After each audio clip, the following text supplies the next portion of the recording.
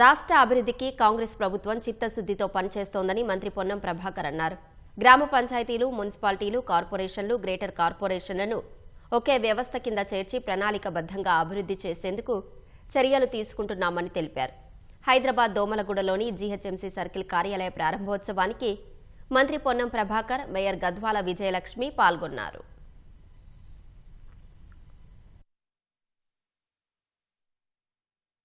పరిపాలనా వికేంద్రీకరణలో భాగంగా greater Hyderabad ring road లోపల ఉన్నటువంటి 4 రకాల వ్యవస్థ, గ్రామ పంచాయతీ, మున్సిపాలిటీ, కార్పొరేషన్లు, అదేవిధంగా గ్రేటర్ కార్పొరేషన్ 4 రకాల వ్యవస్థలను తీసి ఒకటే రకమైన వ్యవస్థ ద్వారా పరిపాలనా సౌలభ్యము, ప్రజలకు సౌకర్యాలు అంతా కూడా ఒక ప్రణాళికాబద్ధంగా అభివృద్ధి జరగాలని తెలంగాణ ప్రజాపాలన ప్రభుత్వం రింగ్ రోడ్డు లోపల ఉన్నటువంటి అంతా కూడా ఒక గొడుగు కిందకు తీసుకొచ్చి 12 జోనల్ కమిషనర్లను, అదేవిధంగా 60 డీసీలను నియమించుకొని పరిపాలన కొనసాగించే విధంగా చర్యలు తీసుకున్నారు.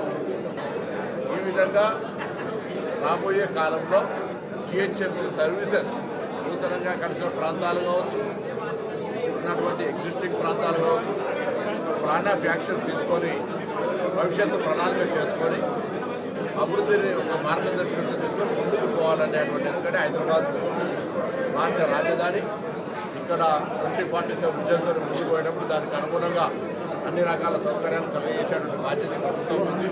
అది ఇండస్ట్రీ వారు వచ్చినా, ఐటీ రంగం వచ్చినా, టూరిజం రంగం వచ్చినా, మెడికల్